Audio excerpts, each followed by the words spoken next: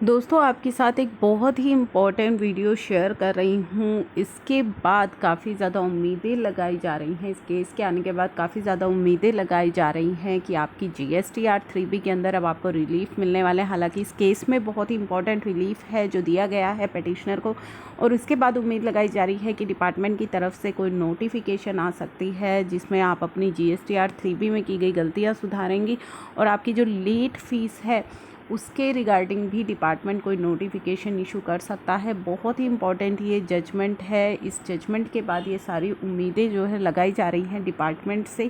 हालांकि काफ़ी सारे हाई कोर्ट के केसेस मैं आपके साथ पहले भी डिस्कस कर चुकी हूँ, सिमिलर इस तरह के केसेस भी आपके साथ डिस्कस कर चुकी हूँ। ये अभी रिसेंट जो जजमेंट आई है हाई कोर्ट की, इसके बाद काफ़ी ज़्यादा होप जो है वो बढ़ गया है डिपार्टमेंट से। ये जो जजमेंट है वो हम अभी डिस्कस करेंगे, इस केस के अंदर क्या हुआ था सभी बातें जानेंगे, क्योंकि जीएसटीआर 3B में इस तरह की जो मुश्किलें हैं वो डेली बेसिस पर टैक्स पेयर्स को होती रहती हैं। तो ये चीज़ें हम जानेंगे कि क्या है इस केस के अंदर।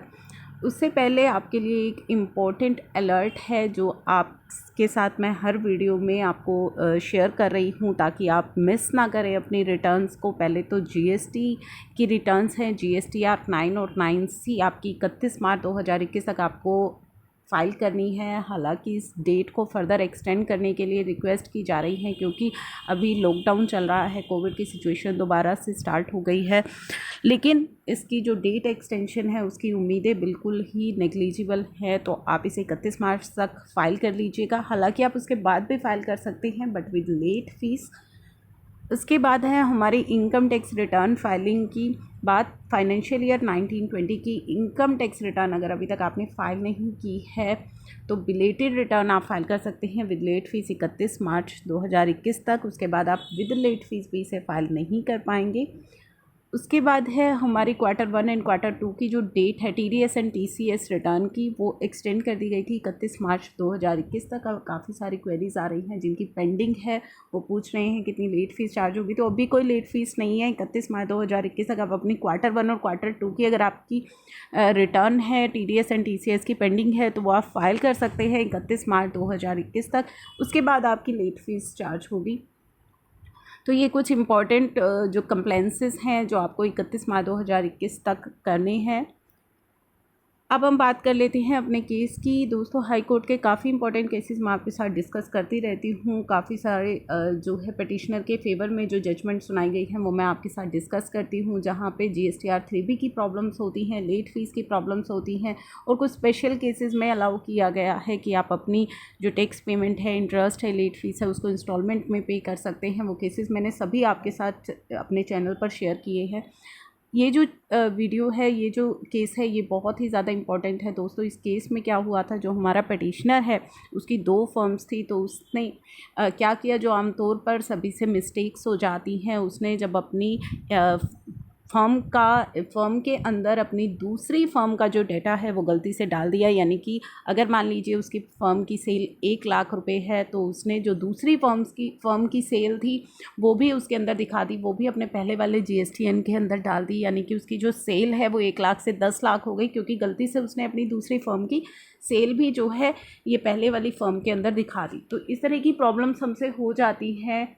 ITC भी उसने ज़्यादा ले लिया इस तरह की मिस्टेक करके। तो ये जो मिस्टेक्स हैं वो आम तौर पर किसी भी व्यक्ति से हो सकती हैं। तो हमारे पिटिशनर से भी इस तरह की मिस्टेक हुई, और मिस्टेक होने के बाद जो उसकी GSTR 3B है वो उसने सबमिट की। अभी उसने फ़ाइल नहीं की, उसकी सबमिट उसने कर दी थी, और सबमिशन स्टेट पर ही उसे पता लग गया था कि उससे इस तरह की मिस्टेक्स हो गई हैं, और अब वो फाइलिंग उसने नहीं की क्योंकि इस तरह की गलती उसे पता लग गई, जिसकी वजह से उसने डिपार्टमेंट को लेटर लिखा कि आप इस सबमिशन स्टेट पर मेरी GSTR 3B है, आप इसको यहाँ पे ये जो सबमिशन स्टेट है इसको आप अंडू कर दीजिए, आप चेंज कर दीजिए, क्योंकि मुझसे इस तरह की जो मिस्टेक है वो हो गई है।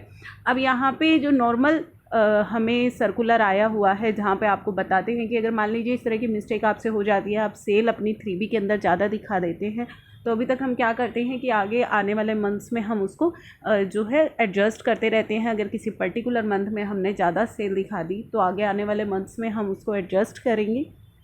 जो कि मैंने एक वीडियो भी आपके लिए डाली थी कि अगर गलतियां हो जाती हैं GSTR 3B के अंदर तो किस तरीके से आप उन्हें ठीक कर सकती हैं। अगर आपने वो वीडियो अभी नहीं देखी है तो आप मुझे बता दीजिएगा, मैं उसका डिस्क्रिप्शन बॉक्स में लिंक डाल दूँगी, आप उसे देख लीजिएगा। तो उसमें जो पूरा सर्कुलर है वो मैंने एक्सप्लेन किया। उस सर्कुलर के अंदर बताया गया है कि GSTR 3B में होने वाली जो गलतियाँ हैं उसको आप किस तरीके से ठीक कर सकते हैं। तो अगर हम ज़्यादा सेल दिखा देते हैं तो आगे चल कर के हम उसे एडजस्ट करेंगे, वो उस सर्कुलर में बातें लिखी गई हैं, और अगर आपके आगे एडजस्टमेंट पॉसिबल नहीं है तो आप उसका रिफ़ंड क्लेम कर सकते हैं। इसी तरीके से ITC में भी ये है कि आप आगे उसे रिवर्स कर दीजिए।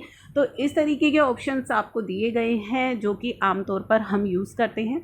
लेकिन यहाँ पे जो हमारा पेटिशनर है उसने रिक्वेस्ट करी डिपार्टमेंट को, लेटर लिखा कि मुझसे इस तरह की मिस्टेक हो गई है, जो कि आप इसे ठीक कराने में हेल्प कीजिए, आप अंडू कर दीजिए उस सबमिशन को, ताकि मैं अपनी 3B को करेक्ट करके फ़ाइल कर सकूं। लेकिन जब उसे डिपार्टमेंट की तरफ से कोई भी रिस्पॉन्स नहीं मिला तो एट द लास्ट उसने हाई कोर्ट का दरवाज़ा खटखटाया, और हाई कोर्ट के अंदर जब उसने ये सारी चीज़ें, ये सारे फैक्ट्स रखे कि GSTR 3B में जो कि लॉ भी कहता है कि हमें रेक्टिफिकेशन का रिवाइज़ करने का मौका दिया जाना चाहिए, अभी तक पोर्टल पर इस तरह का कोई भी ऑप्शन नहीं है। और जो सर्कुलर आया है वो सर्कुलर जो है क्या बात करता है, किस तरीके से रेक्टिफिकेशन की बात करता है, तो सारी फैक्ट्स जो है वो हाई कोर्ट के सामने रखे गए।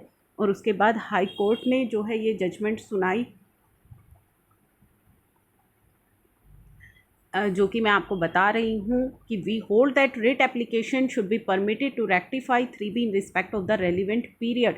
क्योंकि आपका जो सर्कुलर है वो एक्ट से बड़ा नहीं है, वो सारी चीज़ें हाई कोर्ट के अंदर बोली गई और रेक्टिफिकेशन की यहाँ पे अलाउ किया गया। और साथ ही जो पिटिशनर ने बोला कि अब मेरी वो सबमिशन स्टेट पर थी GSTR 3B, जिसकी वजह से मैं आगे आने वाले मंथ्स की 3B फाइल नहीं कर पाया। क्योंकि अगर आप पर्टिकुलर मंथ में, मान लीजिए आप जनवरी की 3B फाइल नहीं करते हैं तो फरवरी मार्च आप आगे फाइलिंग उसकी नहीं कर पाते हैं, तो वो जो बहुत ज़्यादा ही उसकी लेट फीस है वो भी बन गई थी, क्योंकि आगे उसकी फाइलिंग जो है वो रुक गई थी, जिस वजह से उसकी लेट फीस भी काफ़ी ज़्यादा अमाउंट में बन गई थी। तो दोनों ही चीज़ों को हाई कोर्ट ने ऑब्ज़र्व किया और हाई कोर्ट ने यहाँ पे बोला कि जो पिटिशनर है जो उसको रेक्टिफाई करने का मौका दिया जाना चाहिए within a period of 2 weeks, और verify the claim made therein and give effect to the same once verified. और साथ ही जो उसकी लेट फ़ीस है, जो उसकी लेट फ़ीस इस वजह से कलेक्ट हो गई थी क्योंकि वो अपनी 3B को फाइल नहीं कर पाया, सबमिशन स्टेट पर ही उसने डिपार्टमेंट को बता दिया था कि इस तरह की गलती हो गई है, लेकिन डिपार्टमेंट की तरफ से कोई भी एक्शन नहीं लिया गया, जिस वजह से उसकी आगे 3B भी फाइलिंग नहीं हो पाई, लेट फ़ीस उसकी कलेक्ट हो गई। तो उस लेट फ़ीस को भी जो है हाई कोर्ट ने माफ़ किया कि वो लेट फ़ीस भी उससे नहीं ली गई। और साथ ही जो हमारे हाई कोर्ट है उन्होंने ये भी कहा है कि इस तरह की डिपार्टमेंट को कहा है कि we hope that the writ applicant may not have to come back to this court on any further technicalities that the department is in the habit of raising and thereby giving result to unnecessarily litigation। तो ये जो important चीज़ें हैं जो high court ने बोली हैं कि now we hope and trust कि जो एप्लीकेंट है वो उसे दोबारा कोर्ट में ना आए, उसे ना आना पड़े दोबारा कोर्ट में ऑन एनी फर्दर टेक्निकलिटीज़ की वजह से जो डिपार्टमेंट इस तरह की रेज़ करता है, और अननेसेसरली इस तरीके से लिटिगेशंस जो है डिपार्टमेंट के अंदर बढ़ती जा रही हैं। तो ये सारी चीज़ें उन्होंने बोली हैं, जिसके बाद की एक होप लगाई जा रही है कि अब यहाँ पे कोई सोल्यूशन आ सकता है, कोई नोटिफिकेशन आ सकती है, ताकि इस तरह की परेशानियाँ आगे चल कर के किसी दूसरे व्यक्ति को फेस ना करनी पड़े जो कि अभी तक फेस करनी पड़ रही है। तो ये बहुत ही इम्पॉर्टेंट जजमेंट है। काफ़ी सारे केसेस में इस तरह की परेशानियां टैक्स पेयर झेल रहे हैं, तो सभी के लिए काफ़ी इम्पॉर्टेंट ये जजमेंट जो है वो हाई कोर्ट की तरफ से आई है।